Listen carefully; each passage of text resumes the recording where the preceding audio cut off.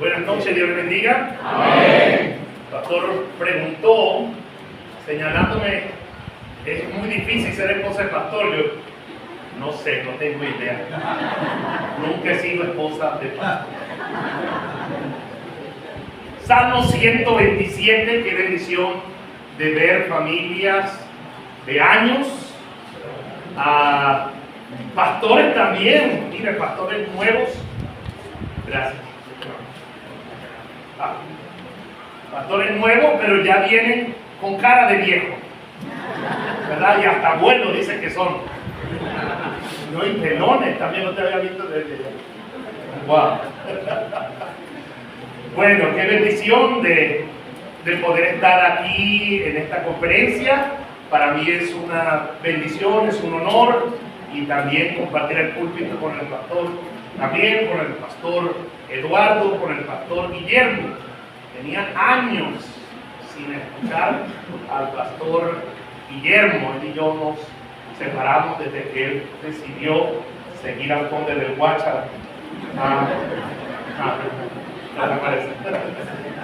Pero algunos estaban mal. Y nada, simplemente fueron las circunstancias, aparte de Guarena, Guatilla, hasta mi pueblo, Yaritagua, es lejitos, ¿verdad? Entonces, pero qué bendición de poder compartir el púlpito y también este tema. Y también si hay personas que nos visitan, qué bendición de tenerlos, porque usted pudo haber escogido otro lugar donde ir un viernes en la noche, y más cuando el cuerpo lo sabe, ¿verdad? Pero decidió venir a la casa de Dios. Y así le llamamos el lugar donde se reúne la asamblea, la iglesia. Y qué bendición, hermanos. Gracias por estar aquí, antiguos, no creyentes, y esperamos que sea de bendición. Salmo 127, yo sé, yo entiendo todo lo que, a lo mejor algunos dicen, otra vez repetitivo, estamos tratando de sujetarnos, creo, ¿verdad? El pastor Guille, pastor Eduardo y yo, al pastor Gabriel sobre el tema. Un excelente tema, es excelente tema. Lo único que no me gustó, yo no me di cuenta dónde está el pastor Quilar, que es su esposa, es el stand que tiene para tomar la foto, ¿verdad? No, y luego el pastor, yo estoy sentado y dice, si quiere tomarse una foto con él. O sea, como si fuera un fenómeno. Ahora, yo no entiendo, si fuera diciembre, digo, bueno, Santa Claus también, se entiende. Pero en abril no está bien. Me ofendo. Yo me ofendo muy rápidamente. Bueno, les decía que es un tremendo tema, y la verdad que he aprendido mucho. Siempre se aprende, ¿verdad? Siempre se aprende. Y cuando estaba estudiando estos temas para esta conferencia, no sé si el pastor lo dijo en su introducción, ayer llegué rapidísimo, venía con un pastor para que llegáramos más rápido, dimos vueltas por todas partes, no había luz, culpa de la iguana y el Samuel, y llegamos tarde. Pero en la introducción, ¿verdad? Por leyendo esto, decía que son salmos graduales, y a mí algo gradual me sonaba así como que dale volumen, bájale volumen, ¿verdad? A propósito, ¿hay mucho volumen, hermano? ¿Está bien? ¿Todos me escuchan? Okay. Sí, no vaya a ser que me pase como me pasó en Puerto Ordaz con un pastor que se llama Justin, y para variar, se fue la luz. Ahí donde están las empresas básicas, y para variar se fue la luz, ¿verdad? Así que cuando se fue la luz, empecé a alzar la voz y seguí predicando, y un niño estaba ahí donde está esta pareja, y escuché clarito, dijo, ese pastor tiene un micrófono en la panza. Y yo le dije, yo me ofendo rápido. No me gusta esas cosas. Así que yo bajé, yo me imagino, yo dije, voy a bajar y me imagino que el papá, como decía el pastor Eduardo, lo va a corregir. Y yo me quedé un rato ahí, pero para escuchar, pues. Algo así como una especie de tratar de apaciguar por la justicia que iba a hacer. No, el papá le dijo, pues, el micrófono no, y con todo el equipo de sonido. Qué mal, hermano. Qué mal. ¿Por qué se le dicen graduales? Dice que cuando Israel volvió del cautiverio, recuerden, ellos tuvieron 70 años, ¿verdad? Cautivos en Naguanagua, algunos hermanos que están durmiendo, en Babilonia. Cuando ellos regresan, ¿verdad? Vinieron a restaurar primero los muros, ¿ok? Por eso es que decía el Salmo 126, van juntos, ¿verdad? Cuando Jehová hiciere volver de la cautividad. Y el Salmo 127 hablaba del templo y el Salmo 128 las familias. Y esto está bien bonito porque se le dice graduales porque subían gradas. Iban cantando esos himnos para recordar lo que Dios hizo en sus vidas. Amén. Amén. Hoy en día la gente quiere en las iglesias cantar una música de acuerdo a los gustos, pero se nos olvida que las canciones son para Dios. Si las alabanzas son para Dios, sería bueno ver que le agrada a Dios y decir, esto es para ti. Amén. Amén. Pero a veces estamos diciendo, ay, que a los jóvenes les gusta tal ritmo, vamos a cantarles para que les guste. Y otra familia dice, a mí me gustan llaneras, periqueras, ¿verdad? No, aquí periquera significa otra cosa. Una llanera, criolla, ¿verdad? Y después viene otro, a mí me gusta el bolero, y a mí me gusta el otro. Y ese no es el propósito de Dios de la iglesia. No es el tema, hermano, pero todo viene concatenado. Decir que somos sana doctrina no es nada más vociferarlo, verbalizarlo, es vivirlo, creerlo.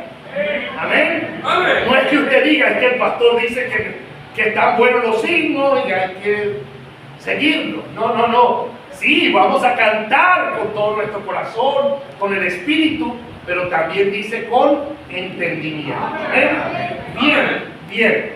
Entonces, ¿verdad? Dice allí, si Jehová, estoy en el versículo 1, no edificar la casa, en vano trabajan los que la edifican. Si Jehová no guarda la ciudad, en vano vela la guardia. Está hablando de poner muros y todo esto, la responsabilidad suya y mía. Pero la responsabilidad de Dios, o lo que Dios hace, Él hace la obra usando instrumentos humanos. No hay conflicto en eso. Pero después dice en el versículo 2 algo bien interesante. Por demás es que os levantéis de madrugada y vayáis tarde a reposar. Es decir, está hablando de una persona afanadísima, estresadísima, ¿verdad? Está hablando de una persona que quiere cubrir tantas cosas, quiere hacer varias cosas, a lo mejor por su hogar, por su vida, pero hay una salvedad, algo puntual que dice el Señor allí, dice, y que comáis hasta pan de dolores, o sea, alguien que se sacrifica por su hogar, y después dice, pues que a su amado dará Dios el sueño. Cuando habla, ¿verdad? Dice en la primera parte del versículo 1, si Jehová no guardara la ciudad, ¿verdad? Está hablando un condicional y dice, si no es Dios el que hace la obra, no importa qué tantas obras tú hagas. ¿Ok? A veces esa idea de pensar que nosotros tenemos que hacer la obra de Dios.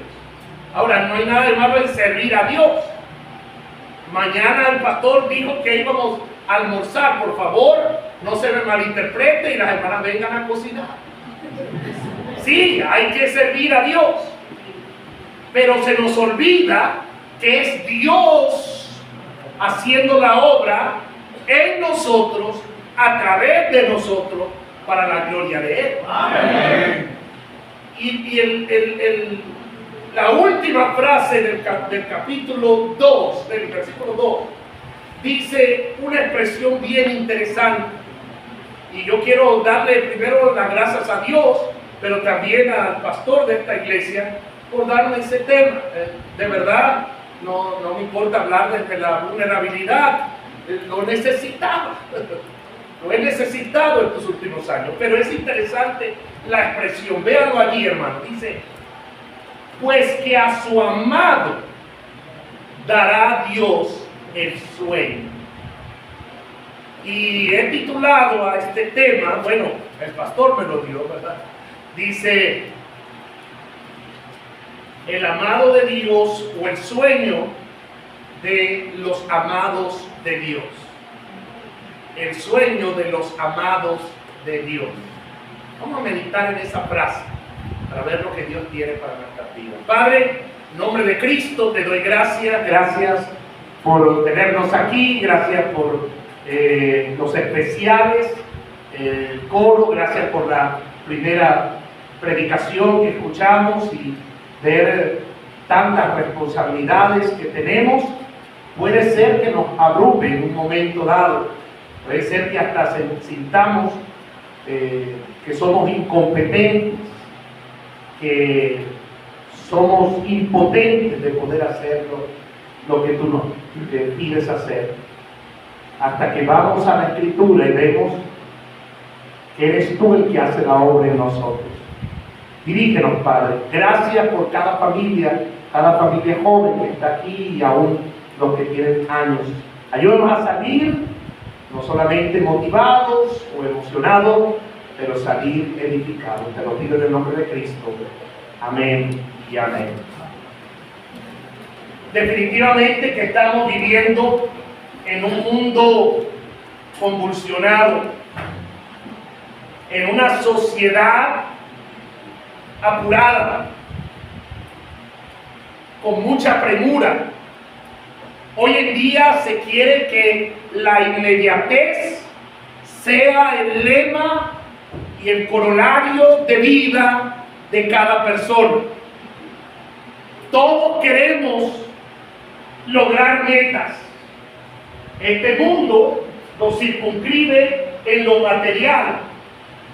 Y vaya que el materialismo, no voy a filosofar esta noche, pero vaya que el materialismo se ha metido tanto en nuestras vidas que a veces casi la totalidad de las metas que tenemos son asuntos materiales.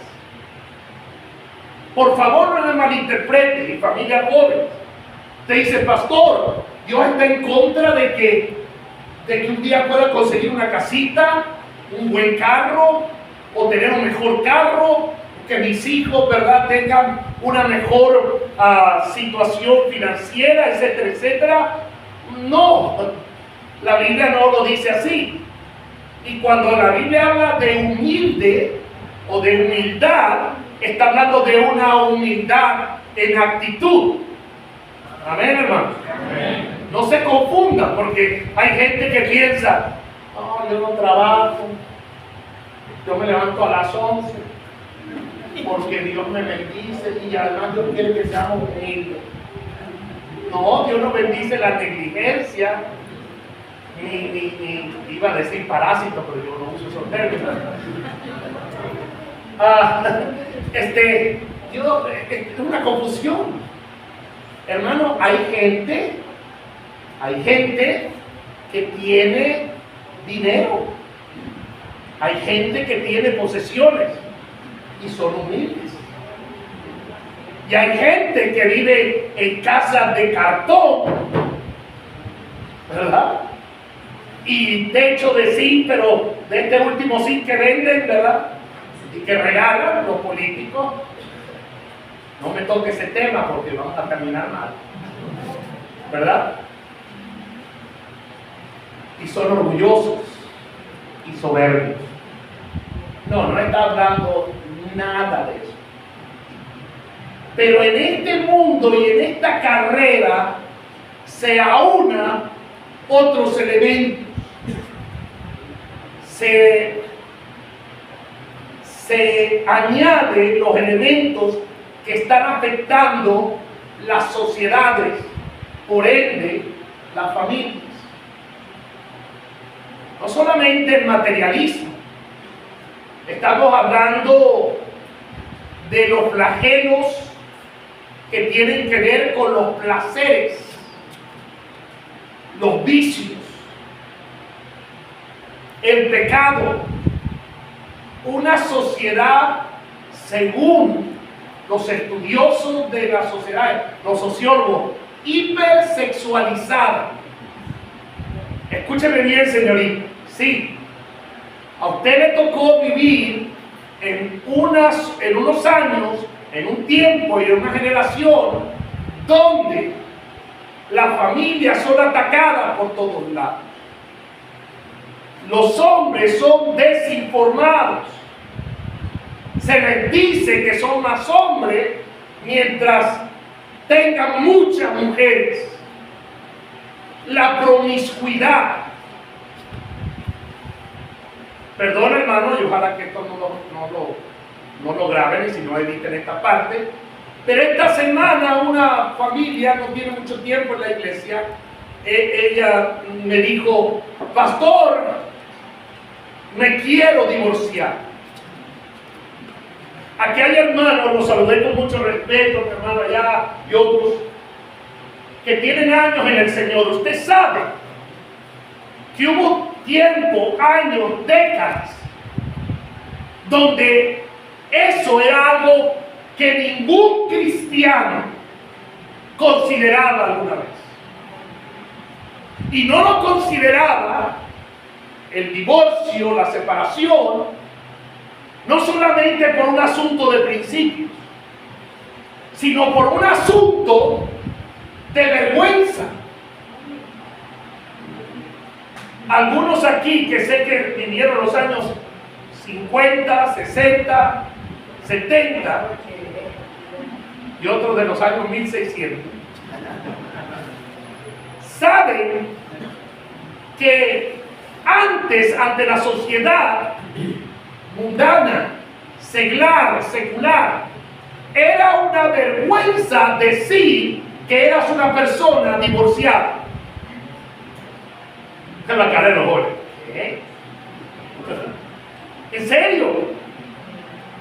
Estoy hablando no en el círculo cristiano. La gente decía: es un buen abogado, es un buen médico, es una buena doctora. Lástima que es divorciada. Era casi un sinónimo de ser fracasado en la vida. ¿No me creen? Pregúntele a su mamá, a su padre. Y si no le cree a su padre, pregúntele a sus abuelos. Y si aún no encuentra a sus abuelos, quiere buscar a alguien mayor, pregúntele al pastor Osvaldo.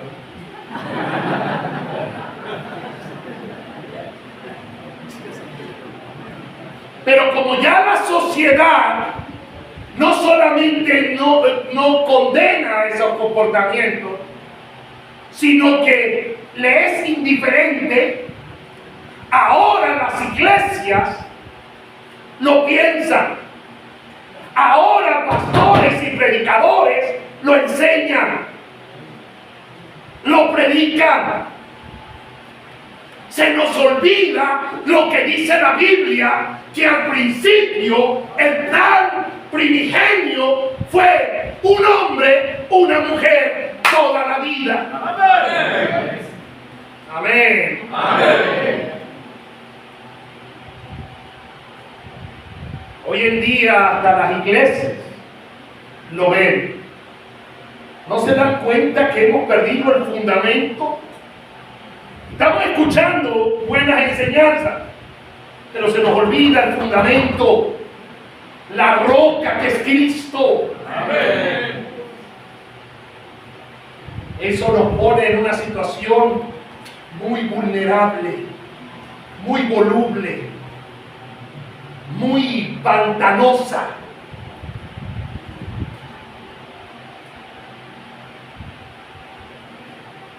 Estoy hablando, hermano, de situaciones que hasta dan miedo. Familias que dicen, ¿valdrá la pena antes de la venida de Cristo tener hijos, tener familia? ¿Qué sociedad se van a encontrar? Ya inclusive se destapan redes de trata de personas y hasta de pornografía infantil en las escuelas de niños y niñas de tercero, cuarto y quinto grado. Tienen a través de las redes sociales un montón de información y desinformación que ha deformado este mundo. Y luego tenemos un llamado de Dios a apartarnos de las tinieblas y ser diferentes. No fariseos, ser diferentes. Amén. Es decir, ahora tengo a Cristo. Amén. Debo dejar el mundo atrás y ser diferente. Amén. Y todo esto envuelto o mezclado como un cóctel, definitivamente, que hace que uno pierda el sueño. Que uno piense en los jóvenes, en los hijos, en los nietos.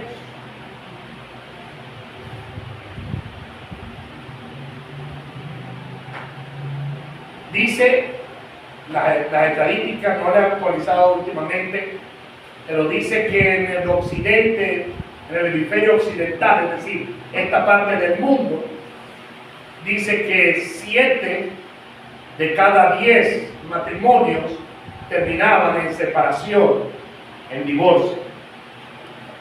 Luego algunos quieren saltarse esas estadísticas y dicen, ven, por eso mejor juntémonos. Como dijo el pollito, peor. ¿En serio? ¿Es peor? Yes.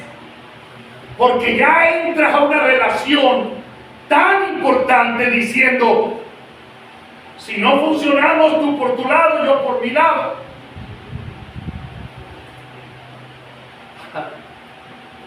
Dice, de más está que te madrugues, busques ayuda, autoayuda, libros, aún ayuda eclesiástica. Y dice, a su amado Dios dará el sueño.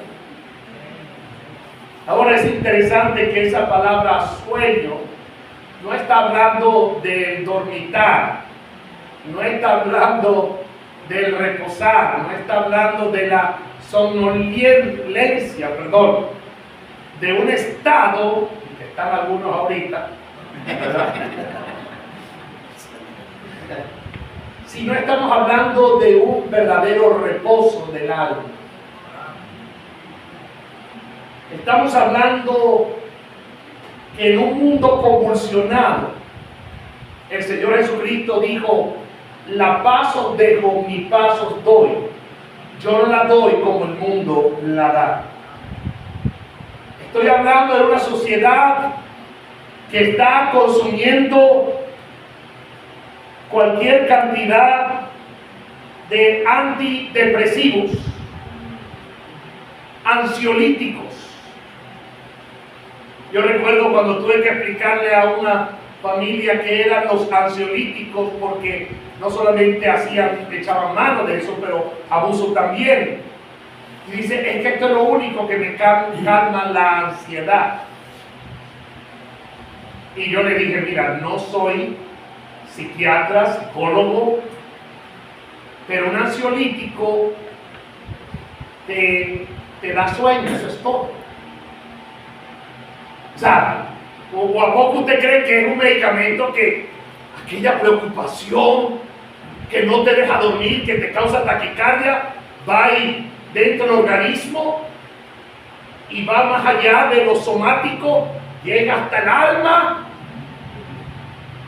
hasta el centro del espíritu, porque el ser humano es espíritu, y va hasta ese lugar y te da principios o te da una terapia conductual, una pastilla. Lo creía así. Voy a ser sincero, yo antes creía así.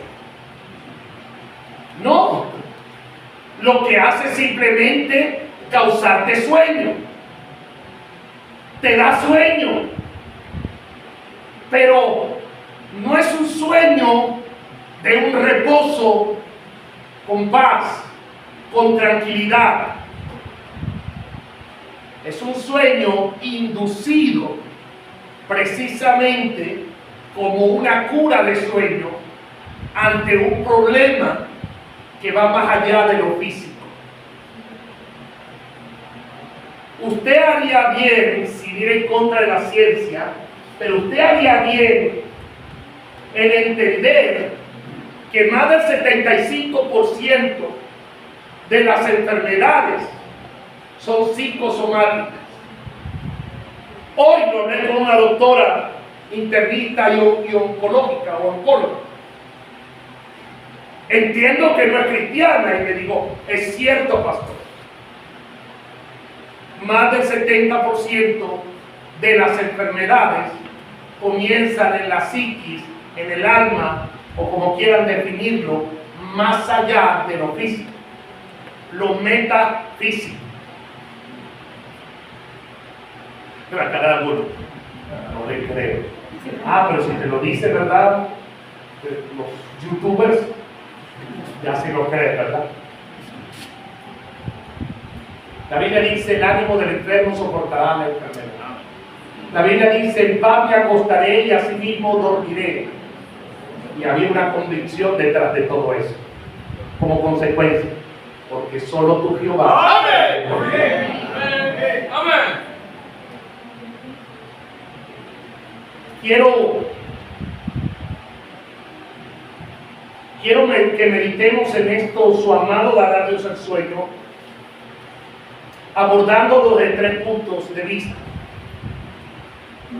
El sueño es muy diferente a acostarse o recostarse. Hay gente aquí, o nos hemos encontrado alguna vez, para incluirnos y pluralizar. Nos hemos encontrado en situaciones donde cuando ya no hay más fuerza ni energía, dormimos. Pero mientras dormimos, está todavía nuestra mente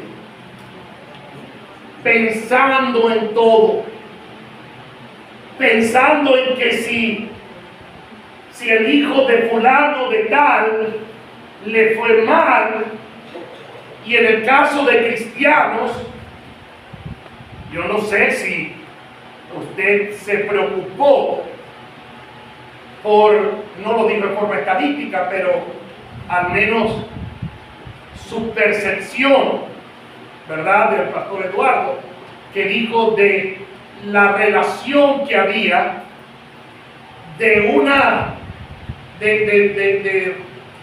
privado de libertad con el hecho de haber tenido antes contacto con las cosas de Dios.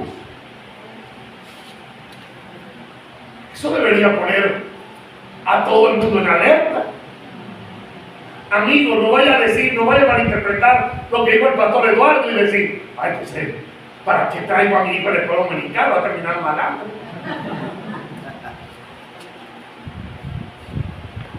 Pero es una triste realidad. Muchos de ellos dicen versículos. ¿Qué ha sucedido? Estaban desde niños en la iglesia. Se veían tan lindos en el especial de Navidad, su corbatica. ¿Qué sucedió? Y todo esto viene a quitarnos la paz, quitarnos el sueño, Porque a veces no tenemos, no quiero sonar como muy dogmático o doctrinal, pero a veces tenemos una mala teología.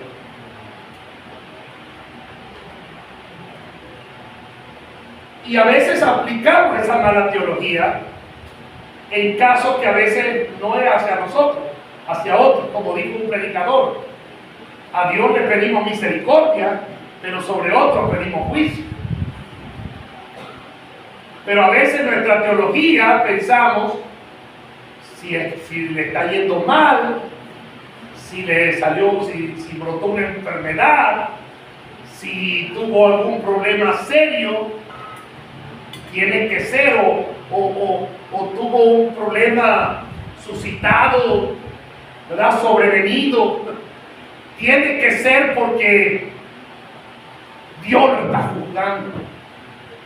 Dios la está juzgando. ¿Se recuerda aquella pregunta que hicieron los apóstoles cuando vieron ese jovencito de nacimiento ciego? Ellos se quedaron mirándole, así como muchos cristianos que miramos y no le ayudamos, pero nos miramos.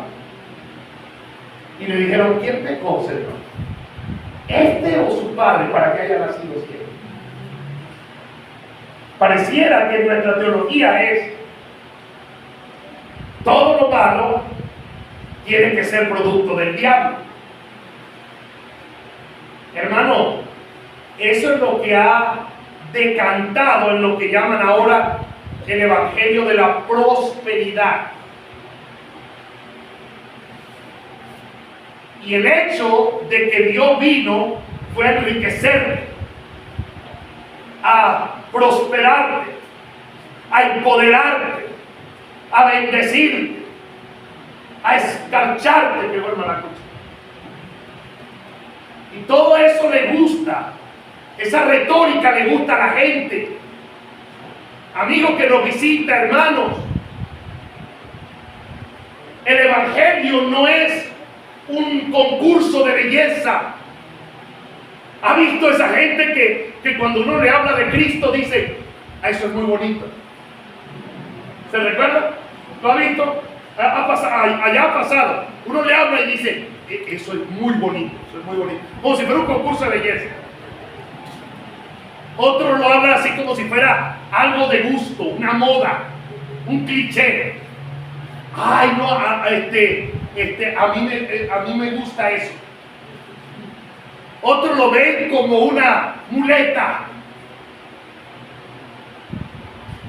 Yo recuerdo aquella señora que llegó, después, como lo he contado tantas veces, ahí se me falla ahora la memoria, y como lo he contado tantas veces, creo que ya algunos dejaron de hacer cosas así, pero una señora puso y lo paró al frente, trajo a su esposo borracho.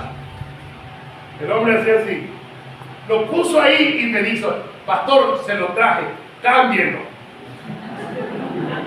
Como si uno fuera el Espíritu Santo, cámbienlo. No se lo dije, pero lo pensé, dije: se lo puedo cambiar por otro. Ay, perdón, hermano, estoy hablando como nada más para los de arriba. Hermano, si usted tiene un corazón redimido por Cristo, y por supuesto en todos nuestros mecanismos de autodefensa no deseamos que nos vaya mal, llega a punto donde uno dice: ¿cómo va a terminar mi familia? ¿Cómo va a terminar la iglesia? ¿Cómo va a terminar ese joven? Y parecía que todo estaba bien. Mira cómo terminó. Y todavía está escrito que a su amado dará Dios el sueño. Otra vez, yo no estoy en contra de la ciencia. No estoy en contra de que busque orientación o alguna terapia conductual en algunas situaciones. Pero otra vez, sin ser dogmático, creo que se nos ha olvidado venir más a este libro. Decir qué quieres decirme.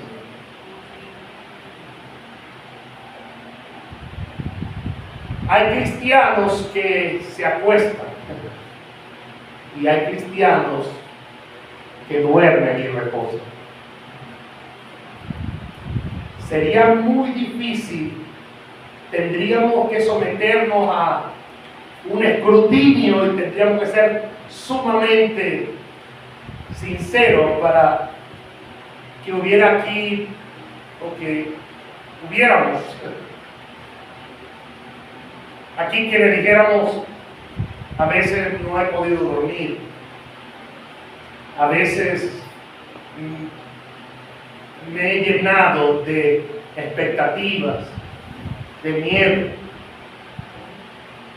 Dice, según cuando empezamos a entrar al siglo XXI, que las enfermedades principales del siglo XXI, no las que tienen que ver con, ¿verdad?, con cardiopatías o cosas así, pero las enfermedades en forma general eran la depresión, el estrés y la ansiedad. Esas tres mujeres: la depresión, el estrés y la ansiedad. Escuché a un predicador diciendo que la depresión es cuando hay exceso de pasado. El estrés es cuando hay mucho exceso de presente. Y la ansiedad, el afán, es cuando hay mucho exceso de futuro. Y es cuando de repente digo, ¿cómo responder a todo esto?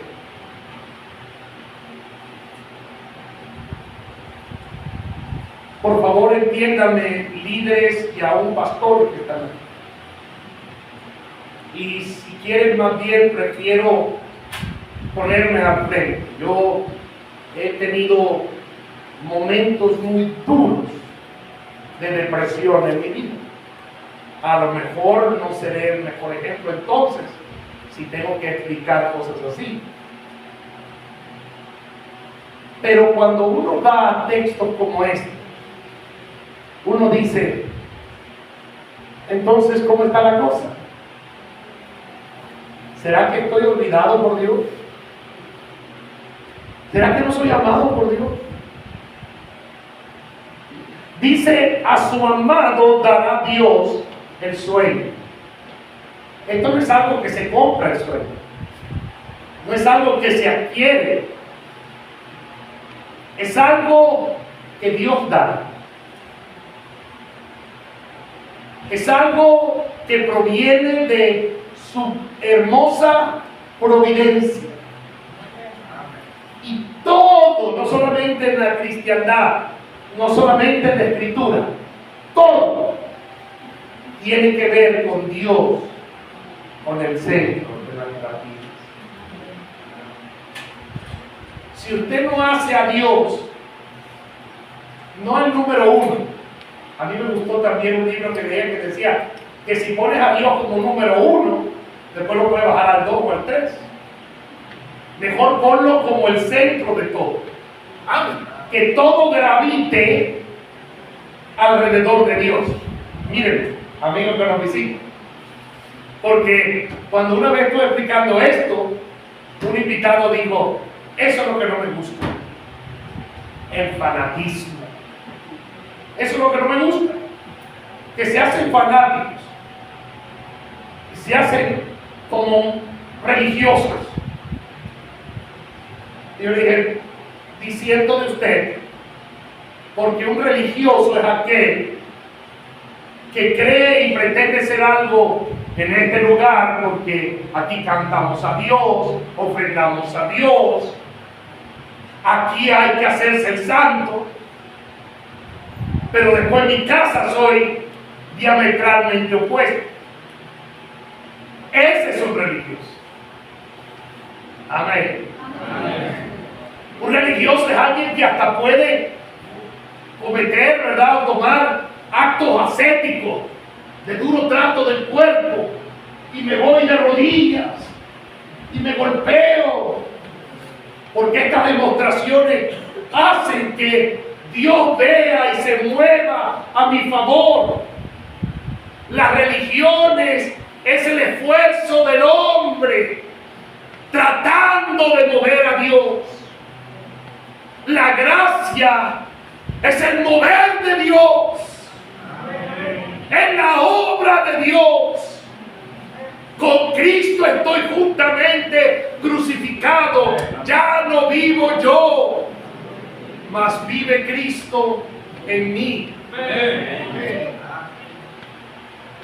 Luchando según la potencia de Él, la cual actúa, dice Colosenses 1:29, poderosamente en mí. Es Dios haciendo la obra. Amén. No es negligencia. Es nosotros siendo responsables, pero olvidando el afán. Dejando todo en las manos del Señor. En la Biblia son historias muy conocidas. ¿Se recuerda cuando el Señor dijo a sus discípulos en Galilea? Estaba en la parte sur del mar de Galilea y dijo, pasemos ¿a dónde? Al otro lado. No para Estados Unidos, no, al otro lado del mar de Galilea. Y él, dando esa orden, durmió. Y dice que se levantó una tempestad. Y los discípulos dijeron, no tienes cuidado, vamos a morir.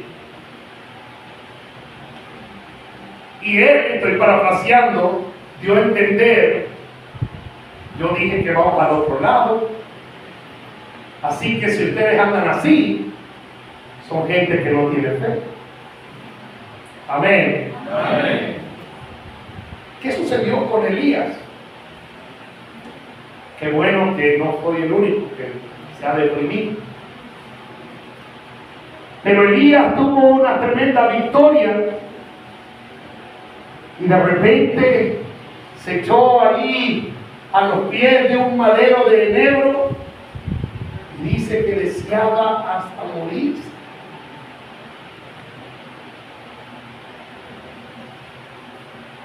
¿Sabe, hermano? A veces nosotros nos salimos de lugares tan hermosos como este, de conferencias tan importantes como este, con una carga que no queremos compartir, que creemos que a lo mejor los pastores, ¿verdad?, van a señalar o van a decir estás mal. Se nos olvida que Cristo dijo que los que necesitan de médicos no son los sanos, son los enfermos. ¿Y sabe qué hizo Jehová? Usted conoce la historia. Le dio agua, le dio pan, comida. Tome nota, pastor Gabriel. Y lo dejó reposar. Porque Dios quiere darnos verdadero descanso. Venid a mí los que estéis trabajados y cargados, yo os haré descansar. No importa si tú estás haciendo muchas cosas en este lugar, si no tienes reposo, tú no entiendes este verso, que a su amado Dios dará el sueño. Tú estás viviendo con afanes y con ansiedades que no te ayudan a ti ni a tu familia. Amén. Amén. Así que el diablo pone una píldora al ser humano hoy en día. Depresión, estrés y ansiedad. Pero Dios pone otra. Confianza, reposo, paz. Ya estoy casi terminando, no estoy terminando completamente. Pero yo te quiero preguntar, ¿verdaderamente has podido dormir? ¿Estás pasando por un momento donde frases como esta, como que no tienen sentido? Dice, no quiero decirle a nadie esto, porque hago cosas en la iglesia, porque no sé qué pensará mi esposo o mi esposa o mi padre si le digo. ¿Sabe por qué le dicen, y por favor no se ofendan jóvenes, pero ¿sabe por qué dicen que hay una sociedad, hay una relación, de cristal?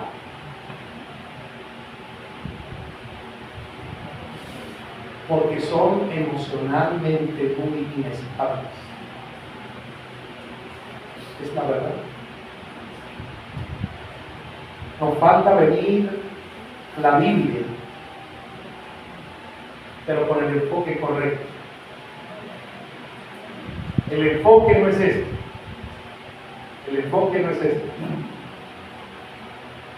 Tengo todo esto, quítamelo. Ayúdame a sentirme bien. Ayúdame a no llorar por cualquier cosa. Ayúdame a mejorar mi temperamento, a mejorar mi estado de ánimo. Lo que tenemos que hacer es como Elías, a los pies de ese madero de negro, pero nosotros a los pies del madero de la cruz, del Calvario. Amén. Decir, Señor, tú no me vas a enseñar, tú no me vas a acusar, tu gracia es mayor. Amén.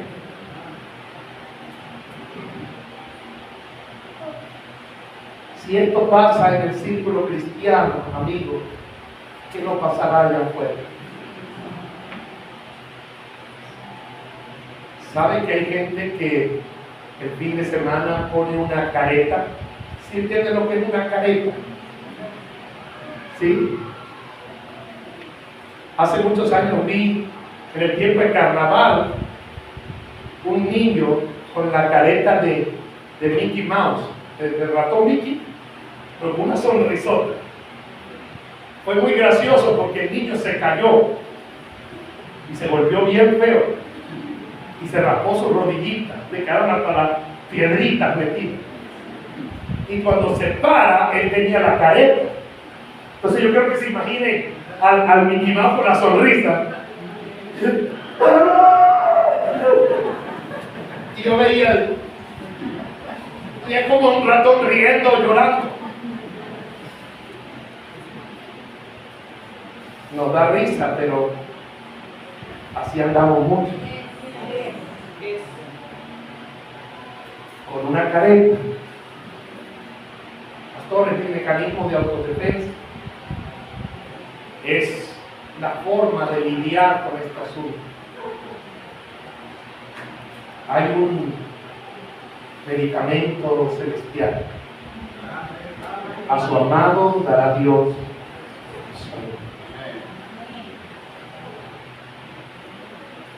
¿Sabe, hermano? El dormir, aunque es una necesidad fisiológica, lo necesitamos como seres humanos, descansar. En un sentido abstracto, es un acto también de fe. Yo recuerdo a mi abuelita, antes que fuera cristiana, decía, bueno, me voy a dormir. A lo mejor no veo mañana. A lo mejor no. Y ella decía, pero ¿qué va a hacer la abuela? En un sentido es cierto. Podemos dormir, pero al dormir, ¿sabe qué hacemos? O a menos que usted esté pasando por problemas graves y usted haga así como que no quiero salir un ojo, ¿qué va a pasar? El dormir, uno entrega todas las acciones conscientes al inconsciente. Y en un sentido espiritual, si me permite, es lo que Dios quiere que hagamos. En vez de estar repasando, escuchen, ya estoy aterrizando, en vez de estar repasando lo que nos dijeron mal, la amargura, aquella deuda que no te pagaron y te estafaron, aquella traición de un familiar, de un ser querido, de un cónyuge, en vez de estar repasando eso que te quita el sueño, es ceder todo. Eso es lo que quiere decir el texto. Dios dará el sueño.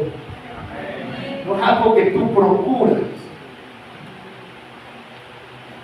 ¿Sabe cómo Dios llama? Estaba hoy meditando en Apocalipsis 13:14. A los amigos que nos visitan, meditar no es que yo hago así, veo el versículo y empiezo a elevarme, no y menos elevarme con este texto. Meditar es leerlo y pensar qué quiere decir. Dice: bienaventurados los que duermen en el Señor. La muerte es tan inocua, inofensiva para el que es cristiano, para el que tiene a Cristo como su Salvador, no el que tiene religión, no el que repitió una oración, el que está descansando en lo que hizo Cristo para pagar nuestros pecados, que Dios le llama dormir.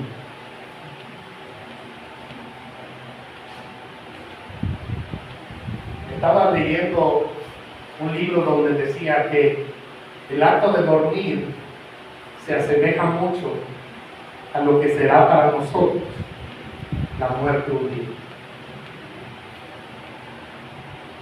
Pastor, ¿y cómo sé si no voy a morir trágicamente? O voy a morir de causas naturales, etcétera, ¿verdad?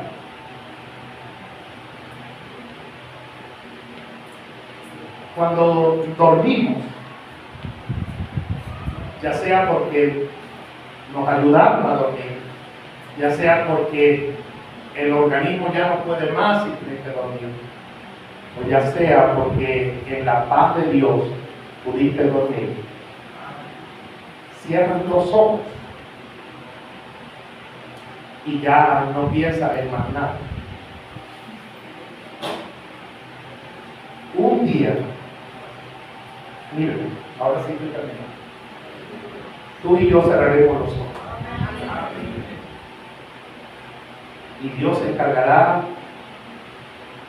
de abrir nuestros ojos, el alma. Y dice la Biblia: estaremos siempre con el Señor. Amén. Se cumplirá la palabra que dice: sorbida es la muerte en victoria, sin ningún efecto. Pablo decía: prefiero partir y estar con Cristo, lo cual es muchísimo mejor.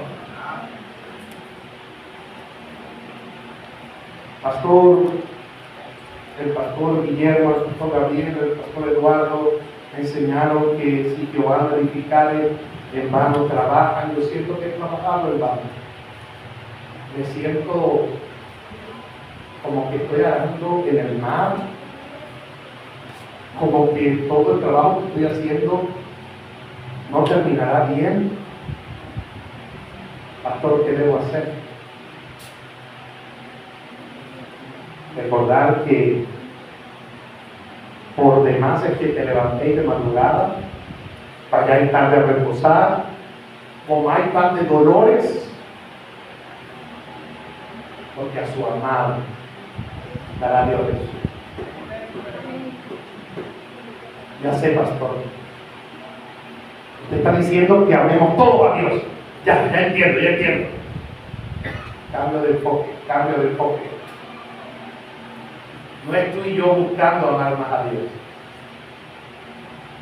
Es reconocer que Él nos ama a pesar de cómo somos. A pesar de quiénes somos, Él te ama. A pesar de que a veces no lo buscamos en oración, Él te ama, mi hermano. A pesar de que hemos dicho que vamos a hacer algo y no lo hacemos, Él lo sabe. Y cuando uno acepta la realidad de su gracia, que es el amor de Él, Él nos contriñe, nosotros le amamos porque Él nos amó primero. Y esa es la fuerza motivadora. Es como que hay un hilo que une las responsabilidades que hablaba el pastor Guillermo y los hermanos. Es confiar. Somos amados por Dios. A su amado dará Dios Jesús. Todos ojos cerrados, toda cabeza inclinada.